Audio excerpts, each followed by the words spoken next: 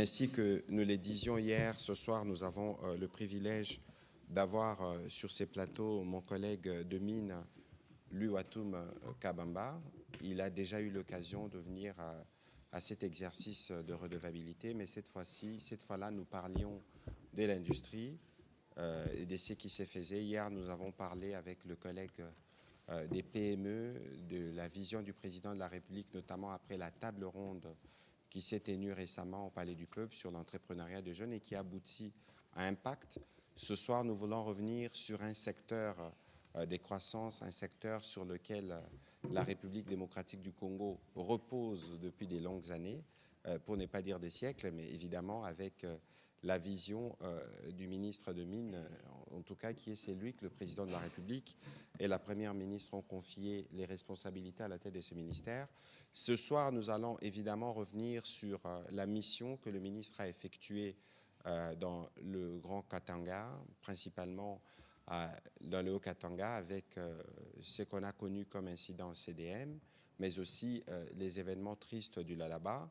Et vous avez vu vous-même que le ministre, j'ai envie de dire que nous rendons grâce à Dieu parce que nous avons vu le crash que votre avion a connu, heureusement, que Dieu est avec nous et que nous pourrons continuer à bénéficier de votre expertise parce que la mission, justement, vous l'effectuez pour exprimer la compassion et la solidarité du gouvernement. Nous aurons l'occasion d'y revenir, mais en premier, parce que c'est pour la première fois que nous vous recevons dans ces cadres, Monsieur le ministre, en tant que ministre de Mines, est-ce que vous pouvez nous dire en quelques lignes comment avez-vous pensé donner une nouvelle dynamique à ces secteurs qui a toujours été considérés comme les secteurs qui va permettre à la République démocratique du Congo de connaître son développement?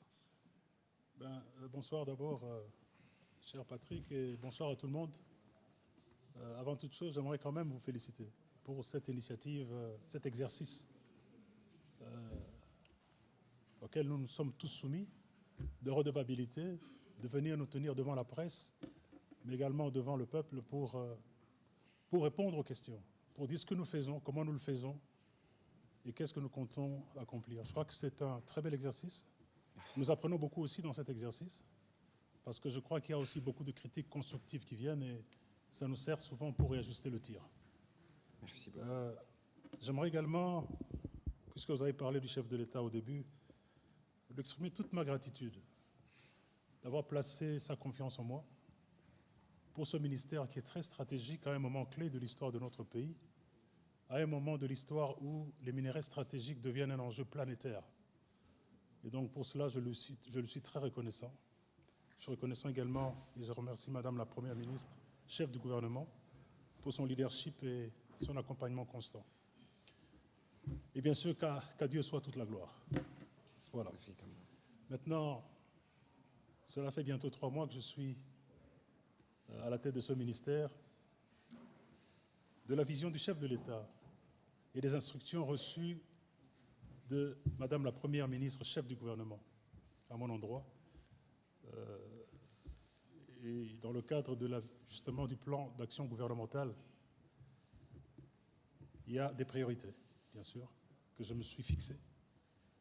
Et la première des priorités, c'est renforcer la gouvernance, la bonne gouvernance, la traçabilité, mais également lutter contre la fraude minière, encadrer l'artisanat minier comme il se doit, regarder à ce cliché que le secteur minier continue d'afficher depuis près de 100 ans de mining en RDC, où tous les sites miniers sont des îlots de prospérité pour une élite et sont souvent entourés d'un océan de misère. Casser ce cliché-là et diversifier l'écosystème d'activité économique autour de tous ces sites-là pour que réellement les richesses profitent aux Congolais. Et bien sûr, parmi mes priorités, il y a également des réformes qui se veulent courageuses. C'est permettre aux communautés locales et aux Congolais de participer justement au capital de tous ces grands projets miniers. Il est temps que les Congolais deviennent actionnaires dans les mines. Les réformes sont déjà très avancées à l'étude. Nous allons les annoncer très bientôt. Il y a un groupe d'études qui travaille là-dessus pour que nous puissions les finaliser. Et de même l'exploration géologique. J'ai toujours dit, les mines commencent par l'exploration géologique. Les mines se développent par la géologie et les mines se terminent par la géologie. Il est très important que nous mettions des moyens dans l'exploration géologique, mais cette fois le faire avec des géologues congolais. Ceux-là que j'appelle les enfants de Dieu. Je les appelle les enfants de Dieu parce qu'un gisement, en termes juridiques, c'est un acte de Dieu. Et donc, il n'y a que les enfants de Dieu qui peuvent lire un acte Gisement, de Dieu. un acte de Dieu. Oui, juridiquement, un gisement, c'est un acte de Dieu. C'est pour ça que j'appelle les géologues les enfants de Dieu. C'est eux qui découvrent les actes de leur père. Il faut leur donner des fonds d'amorce, il faut leur permettre de découvrir des gisements, parce que nous voulons aussi casser un autre cliché. Celui de toujours voir des géologues venus d'Australie, de Canada, ils sont souvent blancs avec beaucoup de barbe blanche qui découvrent les gisements chez nous. Donc je crois que les Congolais sont très bien formés pour le faire aussi. J'ai confiance en eux, j'en côtoie beaucoup, ils n'attendent que ça. Ils n'ont pas peur d'aller aux 100 000 diables, ils n'ont pas peur des morsures de serpents, ils n'ont pas peur de boire l'eau sale et avoir une dysenterie ou une malaria. Ils sont prêts pour cela. Il faut leur donner les moyens, il faut les supporter pour le faire.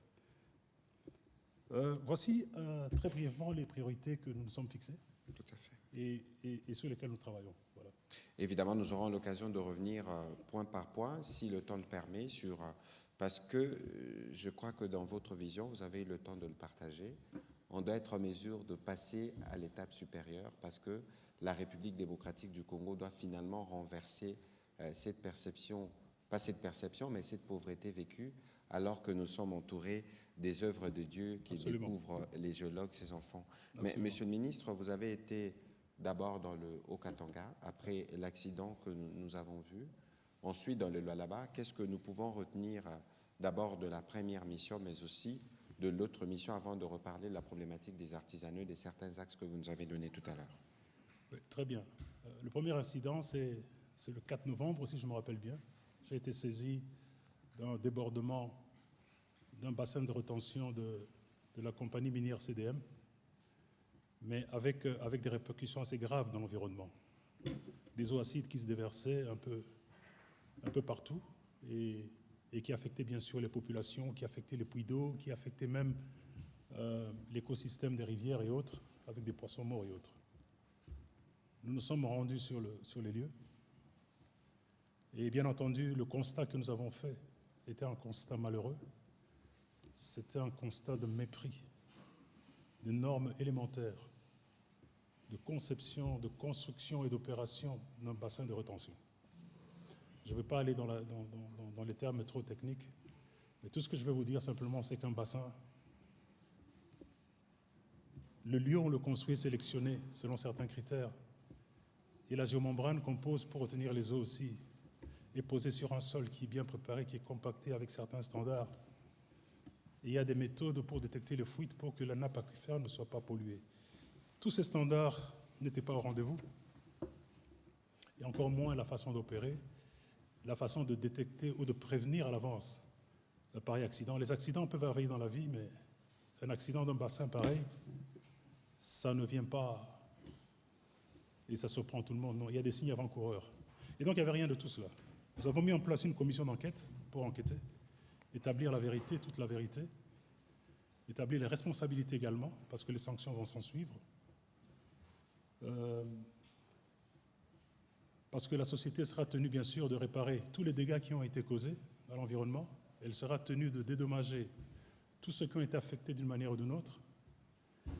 Elle sera tenue également de payer tous les travailleurs pendant tous les 3 mois, parce que j'ai pris une décision de suspendre cette opération-là pendant 3 mois, leur donner la chance de réparer. Et je ne lèverai cette mesure que quand je serai suffisamment satisfait que les mesures ont été prises pour préserver l'environnement et les populations autour de cette mine. Voilà brièvement ce qui s'est passé, mais je dois avouer également que les responsabilités sont partagées, parce que pour en arriver là, notre administration devait jouer également son rôle. Et donc il y a un besoin de renforcer la capacité de notre administration pour que les contrôles se fassent de manière plus efficace et qu'on puisse prévenir pareil incident. Lorsque cet incident sera clos, nous allons étendre la mission de cette commission pour aller dans les autres sites également. Absolument. Pour voir ce qui s'y passe, pour prévenir justement que pareil incident ne se produise. La raison pour laquelle nous faisons tout cela, ce n'est pas la chasse à l'homme. Il faut établir les responsabilités, certes, mais c'est surtout prendre les mesures pour prévenir que cela ne se reproduise encore.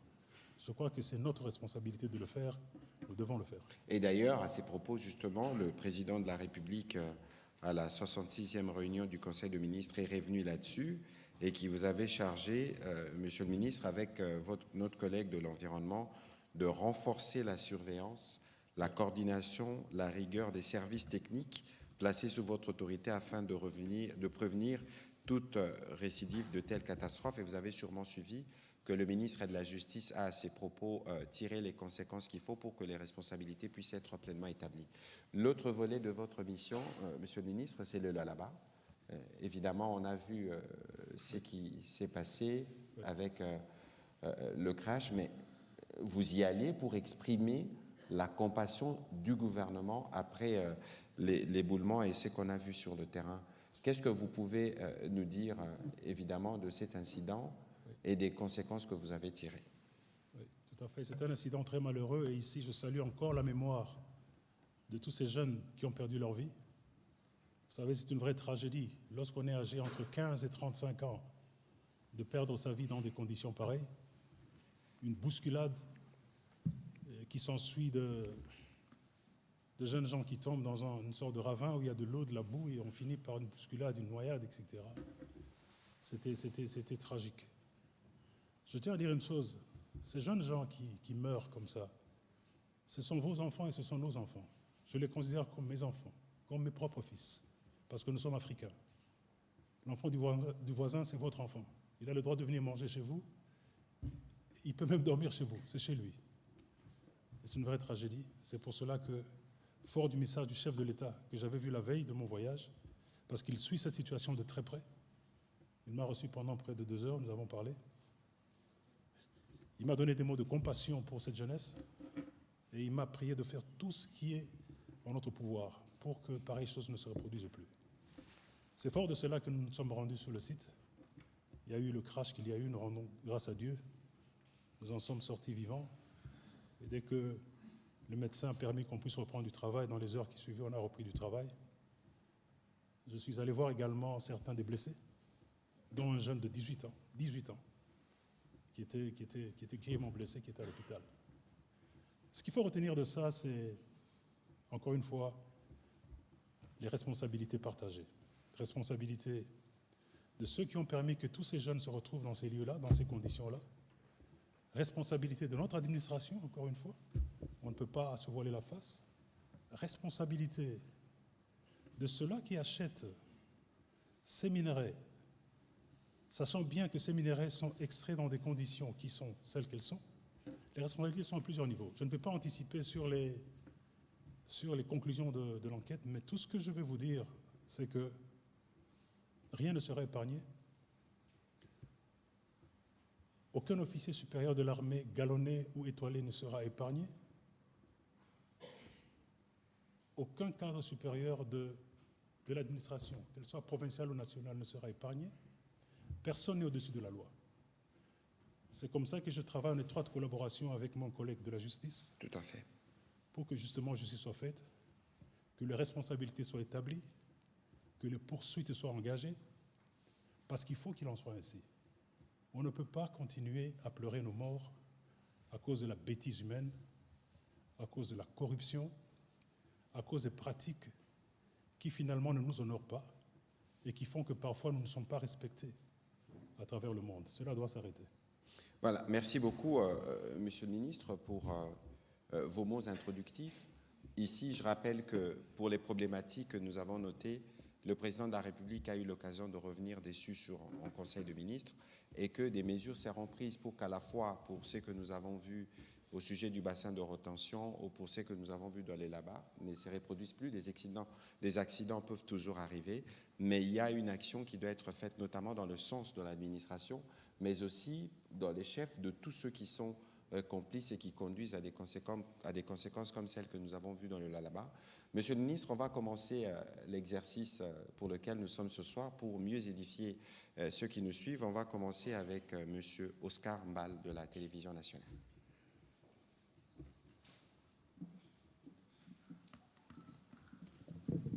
Monsieur le ministre, tous nos sentiments de compassion parce que quand nous avons vu les images circuler dans les réseaux sociaux, j'ai vu les membres de votre délégation courir et c'était fort. Dieu merci, il n'y a pas eu de mort. J'ai deux petites questions. Nous sommes passés de moratoire pour l'exploitation de minerais stratégiques aux quotas. Veuillez nous expliquer c'est quoi les quotas, quel est l'effet recherché dans tout ça, et est-ce que vous allez tenir par rapport à vos challengers, parce que la RDC n'est pas le seul pays producteur du cobalt. Je sais que 75% c'est à RDC, mais est-ce que vous allez tenir? Quel est l'effet recherché avec les systèmes des quotas dans les exportations des minerais stratégiques? La deuxième question et la dernière, vous revenez de Kolwezi, il y a eu des creuseurs miniers artisanaux qui sont morts dans les circonstances qui ont été décrites.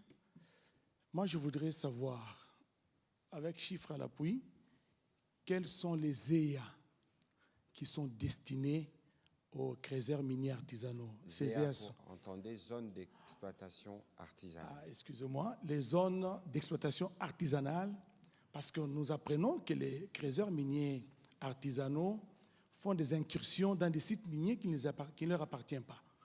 Et souvent, ça crée des problèmes. Et les entreprises minières basées à Kolwezi qui se plaignent du fait que des creuseurs miniers artisanaux pénètrent dans leurs sites et d'autres volent même les minerais. Alors, quels sont les ZEA, les zones d'exploitation minière artisanale, qui sont dédiées aux creuseurs miniers? C'est un nombre de combien? Très bien. Allez-y, monsieur. Je réponds directement. Je vous en prie. Très bien. La première question sur le cobalt. J'aimerais qu'on comprenne bien ce que nous avons voulu faire avec le cobalt. Nous étions dans une position de suroffre. Il y avait plus d'offres que de demandes.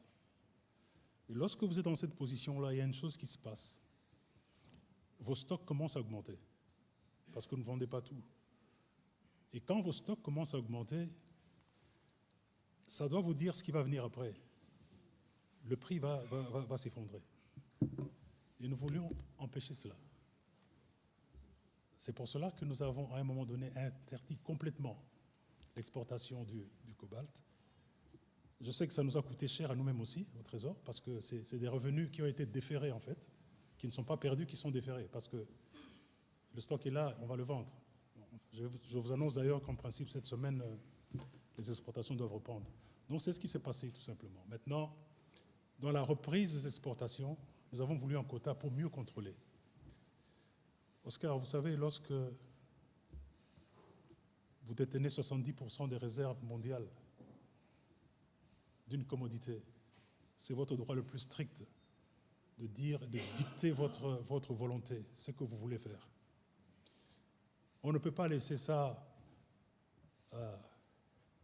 à la compétition internationale, tout simplement, et être spectateur. On ne peut pas laisser ça simplement à ce que les anglo-saxons et les traders appellent fear and greed, parce que le marché a un côté irrationnel. La peur de perdre de l'argent, mais également la soif de gagner trop, de la cupidité. C'est toutes ces forces qui conduisent le prix. Nous ne pouvons pas rester spectateurs de ça. C'est pour cela que nous avons régulé cela.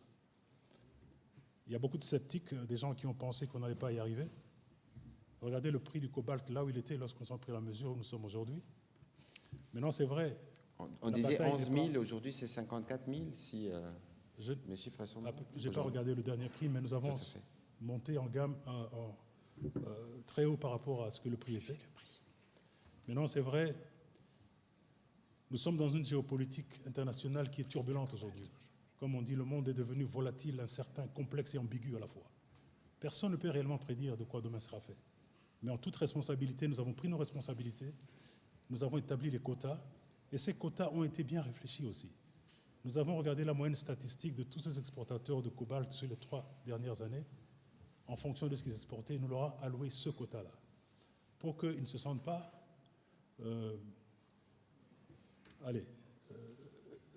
préjudiciés. Et bien sûr, nous allons avancer comme ça et nous allons continuer à faire un monitoring de la situation. Alors, Kolwezi, votre deuxième question, c'est vrai, c'est une question complexe parce qu'il y a énormément de coopératives, mais en principe, une coopérative doit à une coopérative, on doit assigner une zone d'exploitation artisanale pour qu'elle puisse travailler. On s'est retrouvé avec beaucoup de coopératives, mais sans zone d'exploitation artisanale. Et c'est ce qui explique en partie l'envahissement de certaines zones concessions industrielles, ce qui n'est pas du tout acceptable, je dois avouer. Ce que nous avons fait, c'est rassembler notre administration dès notre entrée au ministère et mettre beaucoup de pression sur notre administration pour leur faire comprendre qu'écoutez, nous n'avons aucune excuse ici. Nous devons générer suffisamment de zones d'exploitation artisanale viables pour ces jeunes gens et avoir un système transparent et responsable pour allouer ça aux coopératives. À ce jour, nous venons d'en générer 64, mais c'est encore une goutte d'eau dans l'océan. Au vu de la masse des creuseurs et des coopératives, il faut des centaines et des centaines des EA. Donc c'est du travail en progrès. Nous devons continuer, nous mettre sous pression pour en sortir suffisamment, parce qu'il ne suffit pas seulement de délimiter une ZEA. Il faut encore qu'on étudie un peu plus où se trouve la minéralisation pour qu'on puisse faire de la découverture, pour que ces jeunes puissent travailler dans des conditions avec moins de pénibilité. C'est tout ça que nous faisons ensemble. Ce que j'ai fait, c'est approcher ces coopératives, leur dire nous allons le faire ensemble. Ce n'est pas vous et ce n'est pas nous, c'est nous ensemble. Parce que je tiens encore à dire une chose.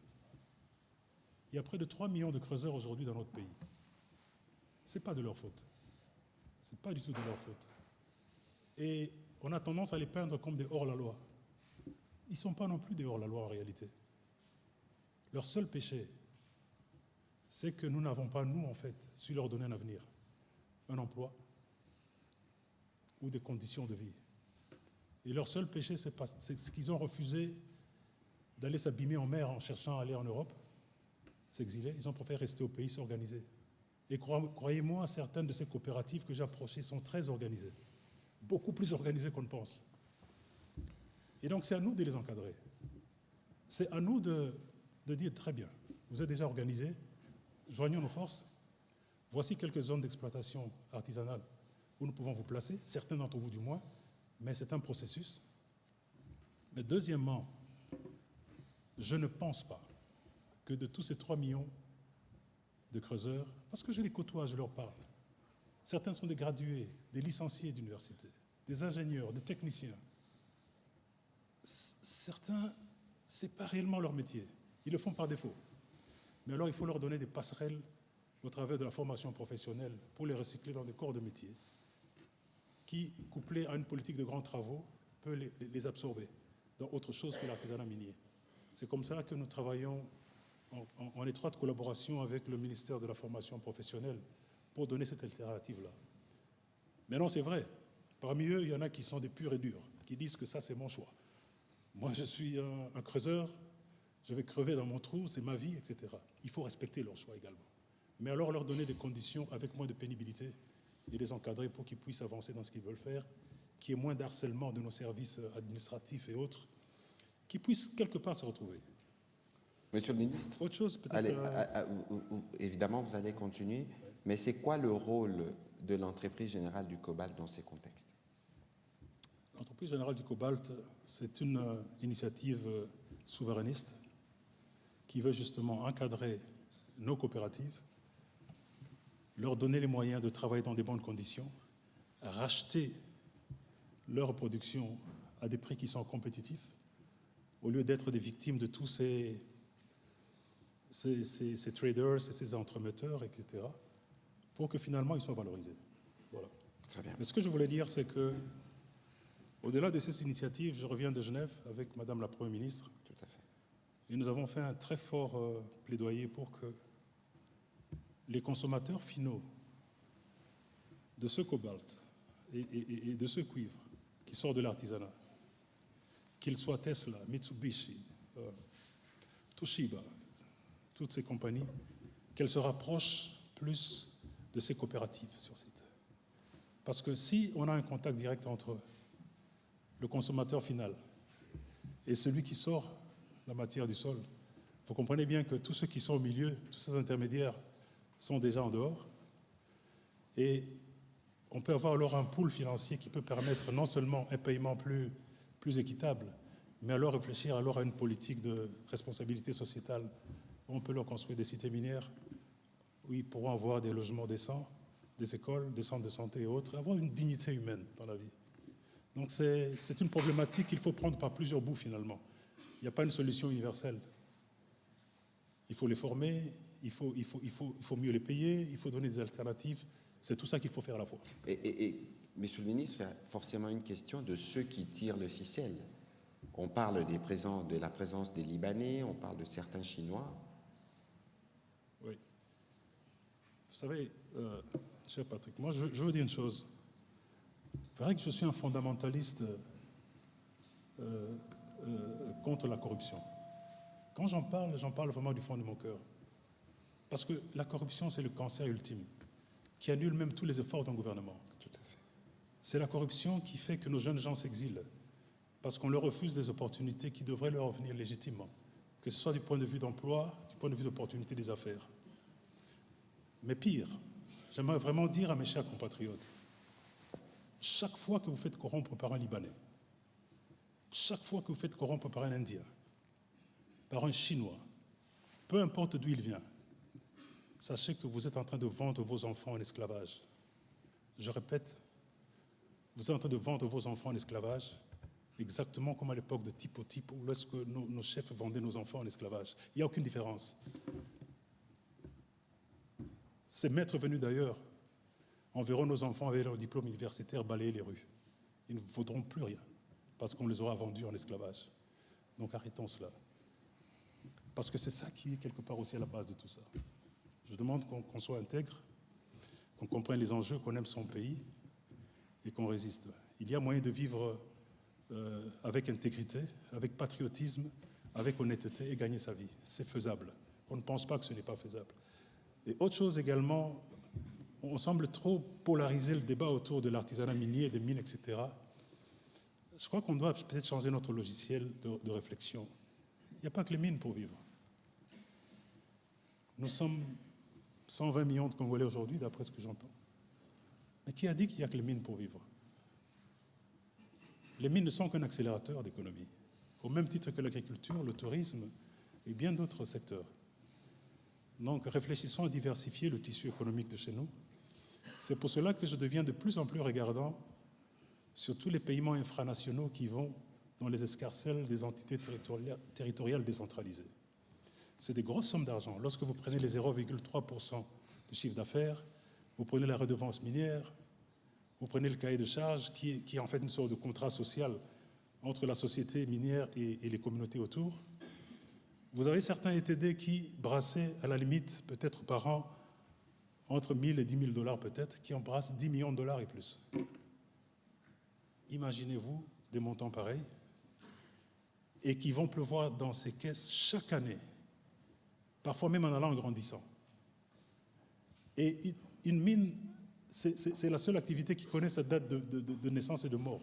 Donc une mine, on connaît sa durée de vie. Et si vous savez que ce montant va vous arriver sur 20 ans, sur 30 ans, on peut structurer plusieurs financements pour faire des grands travaux de diversification économique autour des sites. On n'a pas besoin d'aller au FMI, on n'a pas besoin d'aller à Washington pour emprunter de l'argent. L'argent est là. Maintenant, c'est à nous de réfléchir à des cahiers de charges et à une réflexion telle que nous nous posons tous la question, avec ce que les mines nous donnent aujourd'hui, Qu'est-ce qu'on en fait? Qu'est-ce qu'on en fait? On va construire 6 salles de classe, on va construire un centre de santé, appeler l'autorité pour applaudir, la télévision nationale pour relayer ça, pour dire... Donc, la vraie question est la suivante, Oscar. Quand 20 ans seront épuisés, quand le dernier minerai sera extrait, quand il y aura un trou béant qui va rester là-bas, qu'est-ce que nous léguons à nos générations futures? C'est ça la vraie question. Est-ce que nous voulons léguer un grand centre universitaire là-bas? Est-ce que nous voulons faire une Silicon Valley? Est-ce que peut-être du point de vue géographique, l'endroit est situé à tel endroit que ça sera un grand hub de logistique à la croisée de plusieurs routes d'intérêt économique? Je ne sais pas. Mais cette vision-là, nous devons l'avoir aujourd'hui, la construire à partir d'aujourd'hui. Et ne pas continuer dans cette histoire de 6 salles de classe et dispensaires, etc. Nous devons arrêter cela et voir plus loin.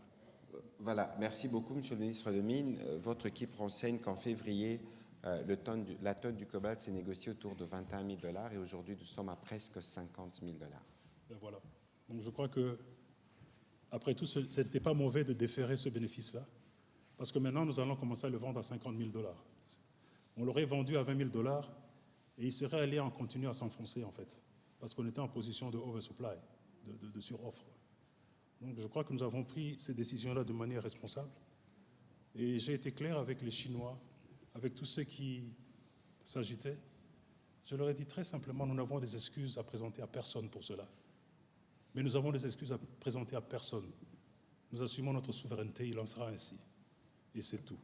Voilà. Et voilà, c'est 70% de réserve de cobalt du monde. On va prendre la prochaine question avec Marlon Kachamou, puis M. Gloria Fefere se prépare.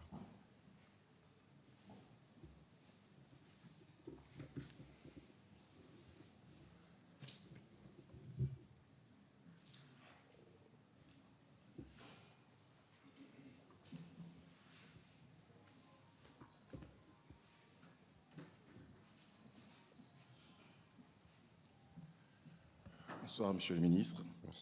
J'ai deux petites questions. La première sera adressée au ministre des Mines, la deuxième au ministre... Comment vous appelez? Monsieur Marlon Kachamou. Monsieur Marlon Kachamou. Marlon Kachamou. Oui. Alors, vous vous êtes chevronné du secteur. Nous savons que l'exploitation s'est faite de manière artisanale, mais également industrielle. Mais cette exploitation est souvent conflit à plusieurs problèmes. Instabilité, mais aussi autres problèmes. Vous, à votre niveau, qu'est-ce que vous êtes en train de faire de manière concrète pour élaguer ou encore réduire sensiblement cette situation qui est en train de causer pas mal de problèmes en République démocratique du Congo? Et certaines personnes qualifient même votre secteur de Far West. Qu'est-ce que vous faites pour changer cette situation? Ça, c'est la deuxième question. C'est au ministre de la Communication et Médias.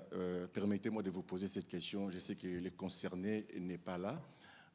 C'est une question qui serait normalement adressée au ministre des Sports. Alors, c'est une sorte de polémique droit de diffusion Cannes 2025. Ça fait déjà jaser dans les milieux sportifs. Et d'après mes sources, il y a des litiges qui sont en suspens concernant la retransmission des différentes rencontres de la CAN ici en République démocratique du Congo. Monsieur le ministre de la Communication et Médias, je vous pose la question aujourd'hui comme porte-parole du gouvernement congolais. Rassurez-nous qu'on va suivre toutes les rencontres de la CAN 2025 ici en RDC. Merci beaucoup. Bon, nous sommes sur un sujet qui est celui-là. Mais parce qu'il s'agit du foot et qu'on dit du foot que c'est les sports rois, je crois que nous allons nous acquitter de notre tâche comme de coutume pour nous assurer que le Congolais suive la prestation des Léopards et on souhaite qu'ils arrivent en finale et qu'on remporte la coupe qui sera organisée au Maroc. Donc pour le reste, nous allons y travailler avec mon collègue de sport. Monsieur le ministre? On t'a entendu. Hein? Évidemment. Marlon, la question de l'artisanat minier vis-à-vis de l'exploitation industrielle et tout ce que ça pose comme problème, c'est une vraie problématique, c'est vrai. On ne peut pas nier cela. Mais j'aimerais dire ceci. Toute ma carrière, j'ai toujours été guidé par des principes de jugement qui sont très simples. Quand je vais sur un site, que ce soit une usine de traitement, ou que ce soit à 1500 mètres dans le fond d'une mine, dans une galerie. Partout où je vais, je me pose toujours une question. Une première question que je pose toujours. Quand je regarde les conditions de travail, ma question c'est toujours, si c'était mon fils qui était dans ces conditions-là, est-ce que je permettrais cela? Parce que ce sont mes enfants aussi. Et si la réponse est non, c'est que c'est non. Ce qui est un problème. Ça veut dire qu'il faut trouver une solution à cela. Quand je vais voir l'artisanat minier, et c'est un langage franc, les creuseurs avec qui je parle souvent connaissent mon langage franc quand je leur parle. Je leur dis toujours, mais regardez autour de chaque site minier, le taux élevé de déperdition scolaire, le taux élevé de grossesse précoce, le taux élevé de banditisme, de prostitution, de pollution. Et en fait, plus grave, c'est un travail esclave parce que ceux qui se font vraiment le beurre derrière ça, ils sont à Dubaï, ils sont à Londres, ils sont ailleurs. C'est même pas vous, en plus. Pourquoi ça? Maintenant, nous comprenons ceux qui les ont emmenés à ça. Maintenant, il faut les aider. Comme j'ai dit, ce n'est pas du tout de leur faute. C'est pour cela que nous parlons de toutes ces approches. Ramener le consommateur final vers eux pour un meilleur traitement, renforcer la capacité de notre administration pour qu'on puisse les encadrer mieux. J'aurai un langage aussi avec les industriels aussi qui sont envahis, d'aider également. C'est une affaire à nous tous. Je peux vous dire aujourd'hui que 2 des compagnies minières majeures, dont je tais le nom, ont investi près de 100 millions de dollars aujourd'hui, rien que pour construire des sortes de murs de Berlin autour d'elles, pour se protéger de l'envahissement de ces creuseurs. Mais ça n'a servi à rien parce qu'ils escaladent. Maintenant, est-ce que ces 100 millions de dollars, on ne pouvait peut-être pas les utiliser différemment en termes d'encadrer ces artisans, leur donner une autre chance? Voilà un peu toute la problématique et nous nous y attelons. Et croyez-moi, nous y attelons avec beaucoup de responsabilités. Maintenant, ceux qui pensent que la RDC est un Far West... Le secteur que vous dirigez, pas la RDC. Pardon, le secteur que je dirige, oui. Merci pour la correction. Nous venons de boucler une grande tournée en Europe, en Amérique et également en Chine. Et à ceux qui ont cette perception-là, je leur dis ceci. Autant vous nous regardez, autant nous vous regardons. Ça fonctionne de 2 manières. Et lorsque moi, avec mes 35 ans d'expérience dans le secteur minier, je vous regarde, vous qui nous critiquez, je vois deux camps. Le camp de ceux-là vraiment qui font du Congo bashing, qui disent que le Congo c'est vraiment le Far West, comme vous le dites en termes de mine, hein, bien sûr. C'est un peu comme cette belle fille qui a tous les atouts mais qui n'a pas de moralité. Ils ont des termes assez durs. C'est leur droit le plus strict de penser cela, Marlon. Mais il y a l'autre catégorie des gens qui ont compris une chose, d'investisseurs, qui ont compris qu'après tout, le Congo, c'est comme tous les autres pays. Si vous faites votre devoir à domicile au départ, vous allez réaliser que vous avez 2 grands alliés finalement, quand vous venez investir. Et ces 2 grands alliés, ce n'est pas le président Félix, ce n'est pas Madame Judith Souminois, encore moins moi, ministre des Mines, parce qu'on a fait une belle photo dans mon cabinet, rien du tout. Vos 2 meilleurs alliés, c'est d'abord les lois et règlements de notre pays, parce que ça garantit votre investissement, ça garantit le cadre fiscal et la stabilité du cadre fiscal pour vous, ça protège même vos actifs, la loi et les règlements. Et puis le deuxième allié, c'est l'administration, avec laquelle vous devez travailler, qui va vous donner toutes les autorisations dont vous avez besoin pour que vous puissiez exécuter votre plan d'affaires avec une effectivité militaire et que vous puissiez réussir. C'est important pour nous que vous réussissiez parce que quand vous réussissez, vous faites un profit. Une partie de ce profit va venir dans notre trésor. Nous sommes avec vous. Et ce camp-là, de ceux qui ont compris ça, Marlon, je peux te dire à ce jour, ça va peut-être te surprendre, ils ont investi près de 45 milliards de dollars dans notre pays. Le jour que je faisais le crash à Kolwezi, à 30 km de là, on mettait à feu la fonderie la plus moderne du monde, en technologie qu'on appelle direct to blist, flash smelting, c'est-à-dire on prend un concentré, on l'enflamme avec du flash complètement fermé, aucune pollution environnementale, ça a du produit du cuivre à 9,9%. Ça a coûté 1 milliard de dollars, ça a été fait. CIMOC va monter en gamme de 600 000 tonnes à 800 000 ou 1 million de tonnes, ils vont dépenser un autre milliard de dollars. Ce Congo-là, il avance avec les gens qui ont compris. Alors, ceux-là qui continuent à parler Far West, la dernière chose que je leur dis, c'est ceci. Après tout, la décision d'investir en RDC, elle est binaire. Vous venez ou vous ne venez pas. Si vous avez fait votre devoir, vous estimez qu'il ne faut pas aller, parce que c'est un Far West, on va respecter. Mais seulement retenez une chose. Et tenez ça de moi. Vous allez compter le coût des opportunités perdues, et ça sera d'une proportion biblique. Parce que les Chinois qui sont venus investir, personne ne leur a déroulé le tapis rouge, après tout. Ils sont venus, ils ont vu les opportunités. Ils ont fait ce qu'un businessman appelle le risk assessment. Ils ont évalué les risques, dit comment on va faire du business ici, Après, ils ont mené les capitaux et la technologie. Ils ont mené une dominance du secteur qui fait jaser l'Occident. Et c'est ce que je dis à l'Occident, faites attention. Le coût des opportunités perdues va vous rattraper après. Après, vous décidez, vous faites comme vous voulez. Voilà. Monsieur le ministre, vous allez dire deux choses très importantes parce que généralement, quand on parle de mines, nous prenons beaucoup de temps évidemment pour parler des EEA, où on aime bien nous accuser parfois faussement de corruption et de toutes ces choses qui ne sont pas positives. Mais vous venez de dire qu'on a investi 1 milliard, 45 milliards dans des opérations qui n'ont pas été faites dans un pays du monde avant le Congo. Non, je dis, ça a été peut-être ailleurs, on a investi aussi, hein.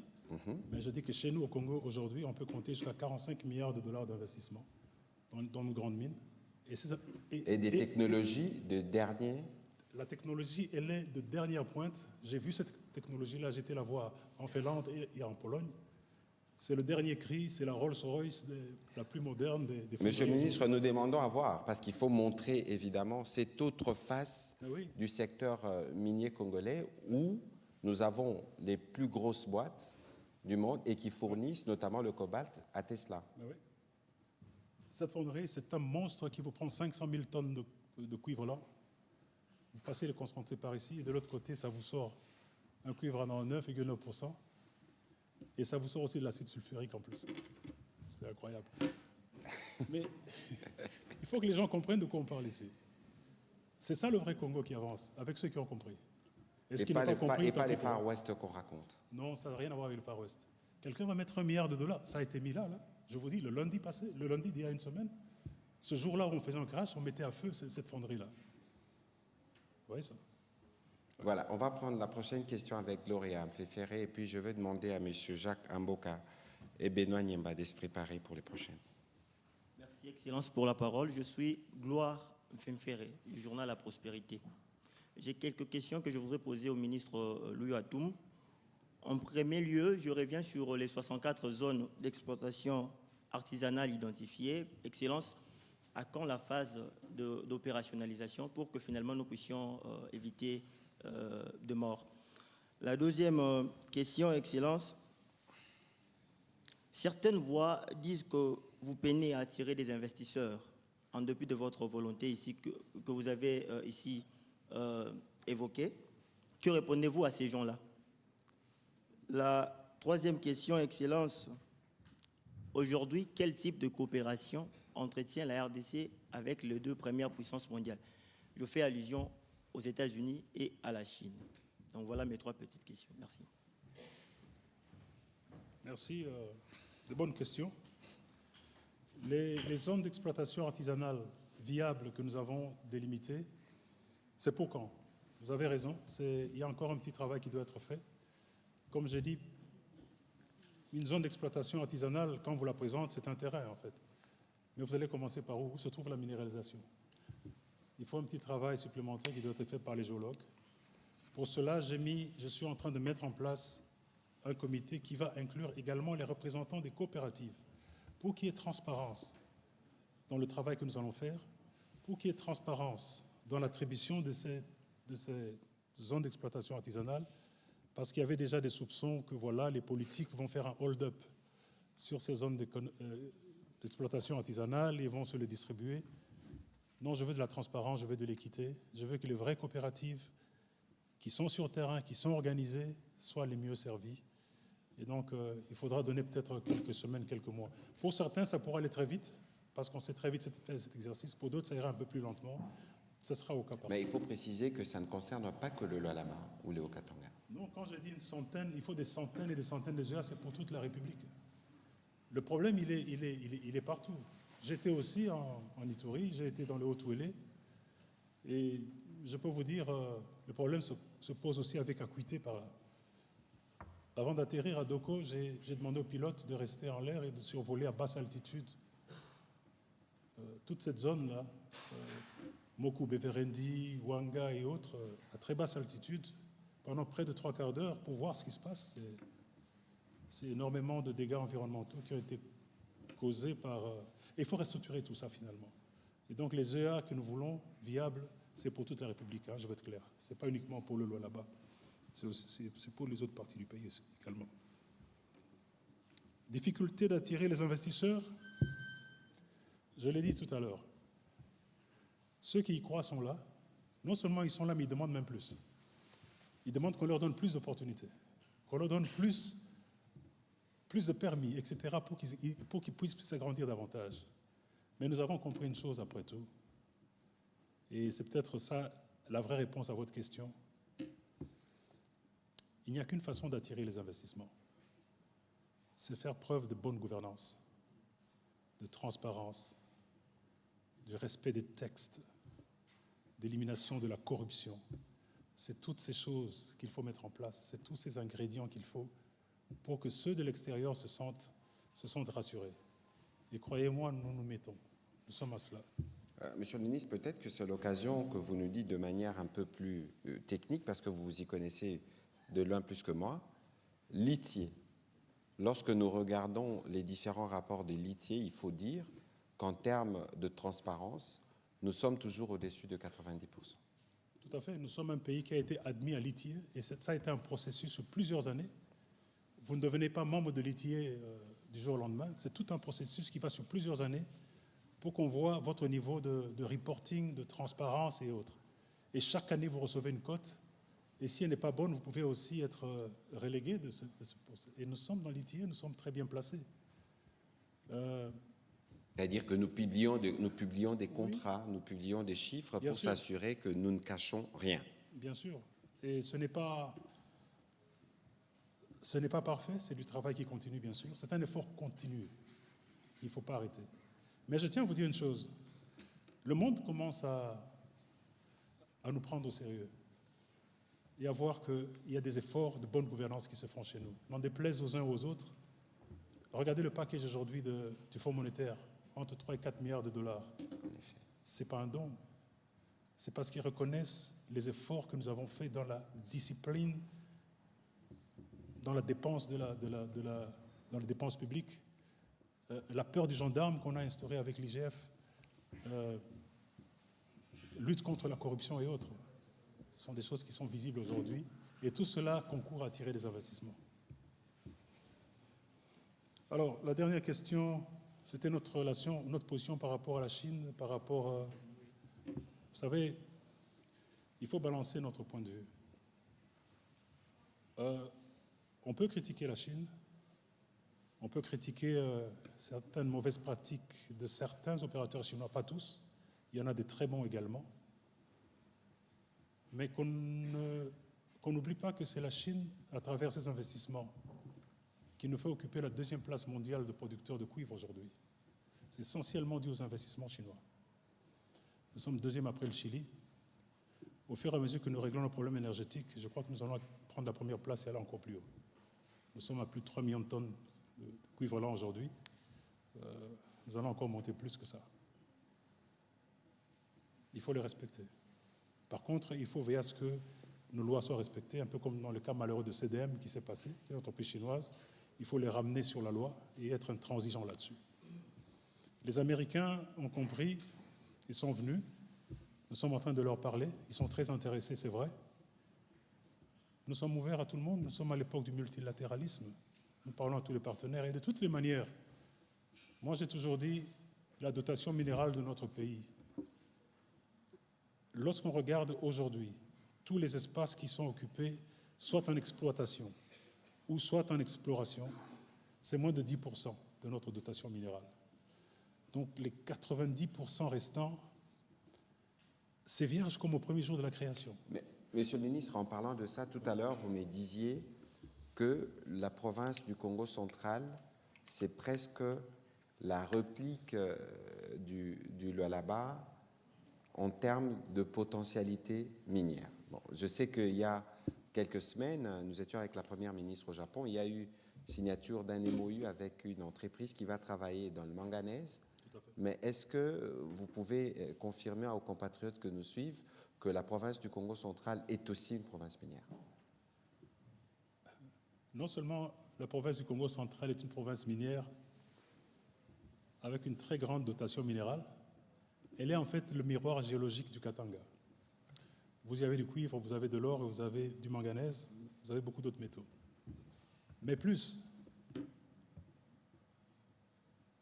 tous les ingrédients qu'il faut pour faire de l'industrialisation et du mining à grande échelle sont rassemblés pour le Congo central. Vous avez la proximité d'un port qui s'appelle Matadi. Vous avez l'électricité qui est là, parce que Inga est à côté. Vous avez le chemin de fer, vous avez les routes. Le capital humain, vous l'avez, parce que Kinshasa n'est pas aussi loin, n'est pas aussi éloigné de là. Tous les ingrédients sont là. En fait, l'intensité de capital. Si vous voulez développer une mine, par exemple, allez, dans un endroit qui est enclavé comme dans l'arrière-pays, où il n'y a pas de route, il n'y a pas d'électricité, etc., par rapport au Congo central, l'intensité de capital au Congo central sera de loin moindre. Et donc tous les ingrédients sont là.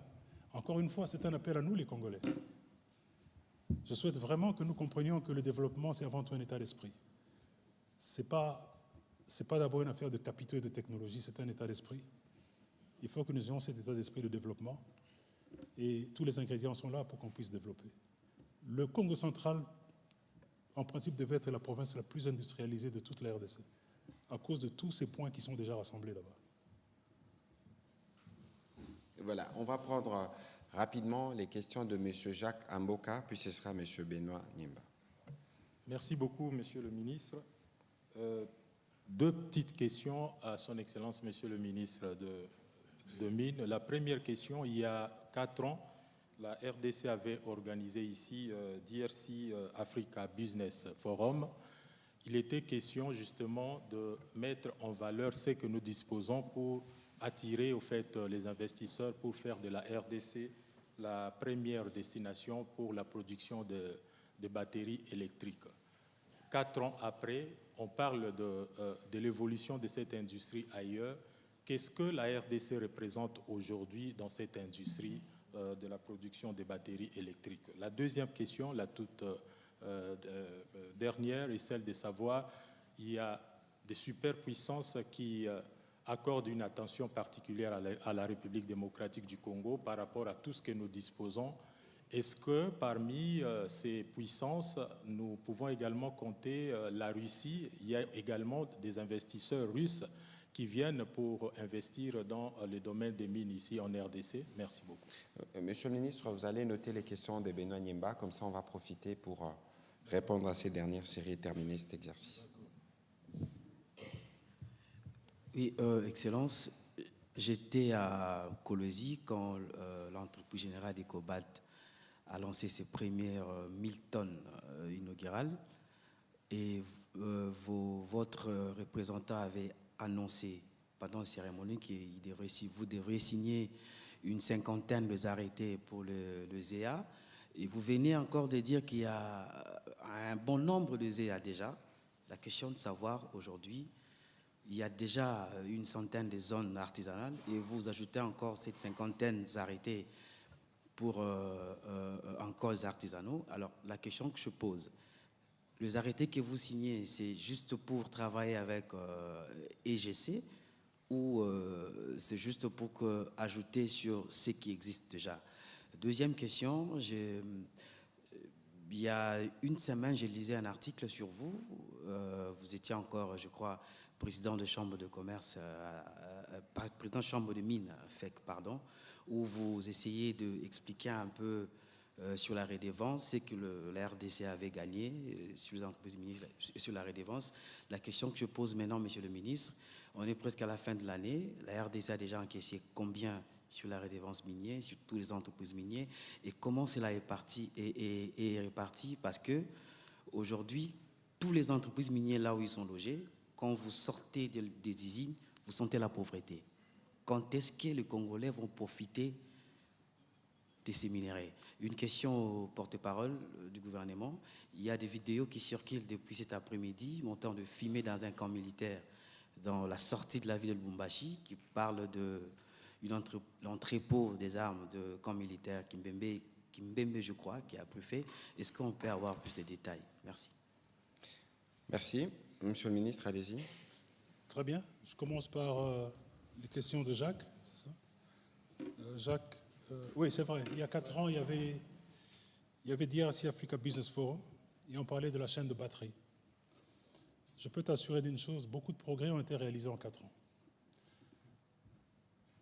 Nous avons d'abord fait des réformes très courageuses, de créer des zones économiques spéciales qui offrent des facilités fiscales, parafiscales, douanières et administratives, ainsi qu'un guichet unique pour pouvoir faciliter l'attrait des investissements, des investisseurs, pour qu'ils puissent venir. Ces zones d'exploitation, ces zones économiques spéciales également, nous y apportons l'énergie, les infrastructures d'accès. Nous avons inauguré, et j'étais encore ministre de l'Industrie, nous avons inauguré la zone économique spéciale de Moussompo, dans le Lualaba, près de 1000 hectares, dédiée uniquement à la chaîne de batterie, pour que les investissements puissent y faire. Elle est en cours de construction pour le moment. Nous étions en Chine il y a un peu plus de 2 semaines, 3 semaines, et nous avons convenu avec mon homologue chinois, le ministre des Mines de la Chine, de booster le partenariat que nous avons. Nous avons un partenariat qui est conclu entre nos 2 pays, mais d'ajouter particulièrement l'attrait des investisseurs chinois dans la chaîne de batterie, comme CATL et autres, pour qu'ils viennent investir dans ces zones-là. Et nous sommes en train de finaliser ce partenariat-là qu'on va signer plus tard le 26 mars. Ça va inclure des investisseurs qui vont venir justement pour investir dans ces zones, mais également ça va inclure un volet de formation de nos géologues et d'échange de technologies. Parce qu'aujourd'hui, la géologie Greenfield, comme on dit, elle a beaucoup évolué. On utilise beaucoup la détection, la télédétection, en prenant des données satellitaires et géospatiales, en y mettant de l'intelligence artificielle.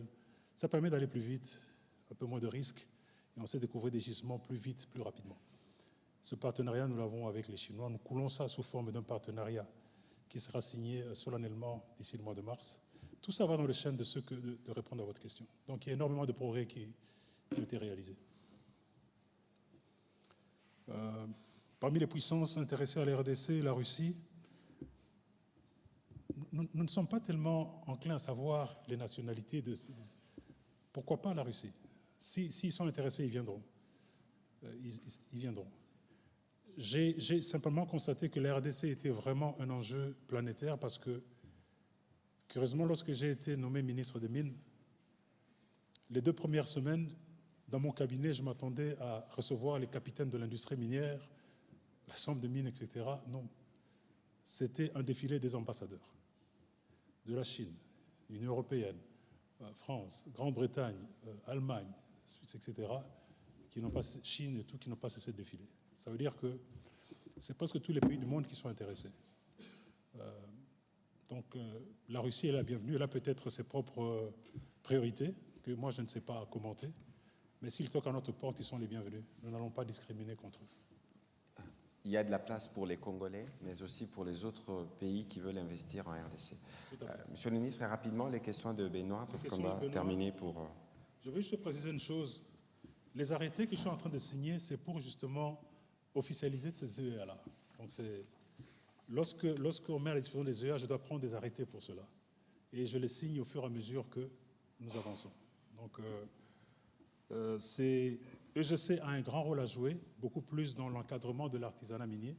Une fois que ces coopératives travaillent et produisent, EGC sera là pour les aider justement à amener de la matière pour que EGC puisse produire. Je crois que les premiers cathodes ont été produits par EGC dernièrement. Et nous allons continuer à financer, supporter EGC, parce que comme je dis, c'est une décision de souveraineté, EGC, pour que les Congolais, les coopératives finalement commencent à avoir des prix qui sont équitables et qui puissent quand même jouir des richesses de leur pays. Les redevances, je n'ai pas le montant à ce jour. J'aurai le temps de regarder à ça effectivement parce que j'ai besoin de ces statistiques-là en fin d'année. Mais voilà, c'est encore une fois, à l'époque déjà, lorsque vous avez dit que j'étais président de la Chambre des mines, lorsqu'on prenait déjà, il y a 3 ans, 4 ans, rien que le Lualaba et le Haut-Katanga, rien que la ligne de redevance, arriver déjà à 1,3 milliard de dollars sur une année. Presque de quoi financer le programme des 145 territoires, presque. Avec ça, on pouvait construire 25 hôpitaux, on pouvait construire autant de salles de classe, autant d'universités, on pouvait asphalter, je ne sais pas moi, 300 km de route, reconnaissance centrale, etc. C'est dire que faisons vraiment attention à l'allocation de la manne minière. Elle n'est pas éternelle. Un jour, il y aura un trou béant. Il n'y aura plus de redevances à venir. Je crois que c'est ça qui doit réellement nous interpeller pour que nous dépensions cet argent de manière responsable. Parce que le mining, après tout, veut dire une seule chose. C'est apporter les capitaux et la technologie, prendre ce qui est dans le sous-sol, le sortir et puis le transformer en 3 composantes. La composante qui part à l'État, en termes de taxes directes, indirectes, mais tout ça qui part à l'État pour que l'État fasse sa politique sociale, d'infrastructure et autres, et puis la part qui part aux investisseurs, bien sûr, parce qu'ils ont droit à leurs dividendes, et puis la part qui part aux communautés locales. Mais encore une fois, il faut que ces communautés locales prennent conscience que cette manne, elle n'est pas éternelle. Nous pouvons aller dans la valse des chiffres, etc., mais si nous ne prenons pas conscience de cela, je crois que ce n'est pas très responsable de notre part par rapport aux générations à venir. Un jour, il y aura un trou béant. Voilà, merci, Monsieur le ministre. Sur la question du camp des Kimbembe, j'ai discuté avec le gouverneur Martin Kazembe tout à l'heure. Il pourra revenir pour nous donner les détails, visiblement, de cet incident qui a conduit à cet incendie. Donc, on pourra vous donner le détail. Blaise Shindani, j'ai reçu la question en réaction avec les propos du président rwandais. Je crois que c'est les pères qui revendiquent les actions du fils. Si vous l'avez suivi, il n'y a pas du tout d'ambiguïté. Nous l'attendons sur le terrain du respect de ses engagements par rapport au processus diplomatique dans lesquels nous sommes engagés. Hier, je le disais, que nous aurons l'occasion de revenir dans les prochains jours pour faire le point de qui s'est acquitté de ce qu'il devait faire pour que la paix revienne dans cette partie du territoire et pour que nous puissions permettre à nos populations de vaquer librement à leurs occupations. En parlant de cela, j'ai vu qu'il y avait sur les réseaux sociaux une fausse polémique engagée par les fils, justement, parce que très attentifs à ce que nous disons, et dans les stricts objectifs de s'aimer la division et la confusion. J'aimerais rappeler ici la position du gouvernement, du président de la République depuis le premier jour de ce conflit. Chaque Congolais est important. Chaque province, chaque territoire, chaque communauté compte. La preuve, le ministre des Mines a failli laisser sa vie parce qu'il devait aller compatir avec les compatriotes qui ont été touchés. L'unité nationale, c'est le socle qui nous tient et la mobilisation de tous les citoyens que nous faisons quotidiennement est la seule réponse à l'agression. Et c'est cette mobilisation qui fait qu'on veut toujours à travers la désinformation, toujours à travers le poison rwandais, vouloir travestir ce qui a été dit ici. Je pense que s'il y a une province que j'ai particulièrement visitée depuis que je suis au gouvernement, c'est la province du Nord Kivu. Et d'ailleurs, je m'y installerai dès que la paix sera restaurée parce que la République du Congo, démocratique du Congo, appartient à nous tous. Donc, c'est pas étonnant de voir que ceux qui cherchent des canaux pour éviter justement le sort qui est attendu d'eux, à la fois de leur père, qui a déjà montré des exemples de comment ils traitent ces supplétifs, mais aussi au terme de discussions, peuvent trouver autre chose que penser pouvoir travestir la volonté du gouvernement.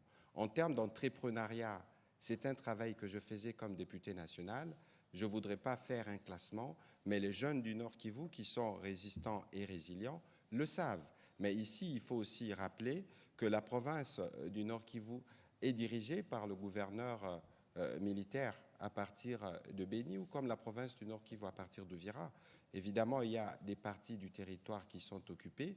Nous y travaillons quotidiennement. Vous avez vu que le budget consacre 30% à la sécurité. Et donc ici, le message qu'il faut repasser à toutes nos populations qui ont pu être victimes de cette manipulation, c'est que nous travaillons pour que chaque centimètre carré du territoire nous revienne et pour que chaque vie de Congolais soit préservée. Ce n'est pas ceux qui dénient l'existence de la crise humanitaire que le monde voit qui peuvent aujourd'hui se présenter comme la solution parce que c'est eux le problème. c'est eux qui font que l'aéroport de Goma ne puisse pas être ouvert, parce que c'est eux qui ont tué, c'est eux qui ont attaqué les écoles et ils seront tenus pour responsables. Voilà, Monsieur le ministre, c'était une petite précision. Je vous remercie de votre participation à cet exercice. On va terminer en montrant à nos compatriotes l'extrait de la vidéo de l'opération que vous avez, dont vous avez parlé tout à l'heure. Je ne sais pas comment la décrire, mais les compatriotes pourront voir que des milliards sont investis dans notre pays, parce que notre pays est un pays solution, y compris pour le secteur minier. Voilà. Patrick, j'aimerais peut-être terminer avec un petit mot de la fin quand même. Et ici, je parle vraiment à mes compatriotes qui sont largement jeunes, parce que nous sommes un pays largement jeunes. Dans ce combat que nous avons pour notre souveraineté, pour que les richesses de notre pays puissent finalement nous profiter, ce n'est pas l'affaire d'un individu, c'est l'affaire de nous toutes et tous. Il n'y a pas de spectateurs ici, il n'y a que des acteurs. Alors voilà le dicton que j'ai appris du président Emerson du Zimbabwe, lorsqu'on était à Harare. C'est un dicton Shona qui dit ceci: construis ton pays, développe ton pays et prie pour ton pays, car aucun étranger ne le fera à ta place. Fin de citation. Merci. Merci beaucoup, Monsieur le ministre. Merci pour votre attention.